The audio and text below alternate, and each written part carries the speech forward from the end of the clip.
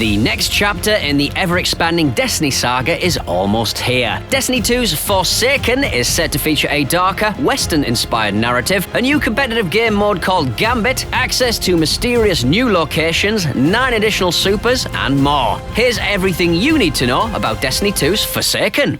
When Bungie originally announced Forsaken, it claimed it wanted the expansions campaign to feel like a classic revenge tale from an old western. If you're looking to dive into this space epic for the first time, you've picked a gripping place to land. The story of Forsaken brings us back to the Reef, which has fallen into lawless disarray following the war against the Red Legion in the central campaign of Destiny 2. Petra, the Queen's Guard, summons the player and Cade 6 to the Prison of Elders, where a big breakout is going down. Their task is to bring law and order back to the facility, but sadly, things don't go so smoothly. Turns out the Barons, a group of high-ranking fallen commanders, and Uldren Sov, the Prince of the Awoken, are behind the jailbreak. You and Cade 6 try to intervene, and Cade 6 meets a grisly end. Forsaken sees the player adventuring beyond the authority of the Vanguard to take justice into their own hands, hunting down Uldren and the gang responsible for the death of Cade 6. It's a narrative journey much more personal to the player than former story arcs. Cade 6 plays the part of your friend and mentor throughout the Destiny series and serves as a fan favourite, so his murder is a dark twist many returning players did not see coming. The Forsaken expansion takes place in a brand new location called the Tangled Shore, a desert wasteland filled with the broken shards of asteroids. From what we know so far, this is where the player will spend the majority of the campaign in Forsaken, hunting down Uldren and the 8 Barons he commands, as well as fending off new enemy faction, the Scorn. These mutated Fallen are aggressive foes who keep up the pressure by charging in combat. You'll also face off against the usual suspects, the Hive, the Cabal, and the Fallen. Once the central campaign is over, players will be able to access a brand new endgame location, the Dreaming City. This is the mysterious homeland of the Awoken, said to hide secrets pertaining to its people. As a culmination of the expansion storyline, players will be able to take part in an all-new raid in the Dreaming City, confirmed to have more bosses than any raid to have taken place before.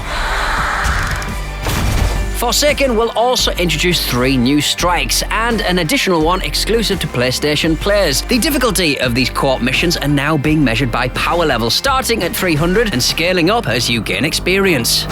Gambit is the all-new PvP-VE hybrid competitive game mode available in Forsaken, featuring 2 teams of 4 racing to summon and destroy a primeval boss. Each team spawns in a separate arena and will need to bring down waves of enemies to collect motes, a form of currency dropped by the fallen enemies. The player banks motes in the central reservation of their arena. When enough are deposited, you can unleash abilities or larger enemies on the opposing team to disrupt their goal. 5, 10, or 15 motes will earn a blocker, a tougher enemy for your opponent's team to deal with. When your bank reaches 25 or 50 motes, you can invade the other team's arena, causing as much havoc as you can in 20 seconds.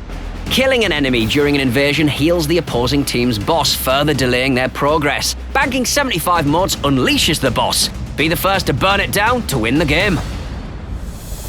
Forsaken will see the arrival of an all-new weapon archetype, the legendary bow, as well as 9 additional supers. For Warlocks, the Dawnblade subclass features the Well of Radiance, which allows the player's sword to project a powerful aura that heals and empowers nearby allies. If you're a Warlock Voidwalker, you'll benefit from the Nova Warp, allowing your character to teleport and explode on enemies, while Warlock Stormcallers can summon a beam of devastating energy using the Chaos Reach.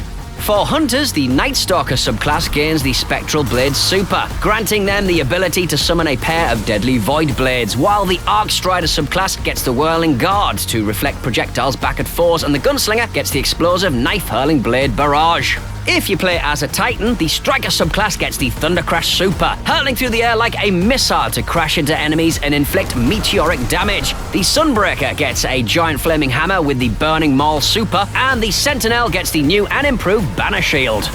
While live events and seasonal updates will be available to all Destiny 2 players, content in Forsaken's annual pass will see a greater focus on upping gear and power. 3 future content releases have been detailed. Black Armory is coming this winter, with Joker's Wild and Penumbra releasing in spring and summer 2019 respectively. Each will contain endgame challenges, new lore, weapons, gear, armor, and more.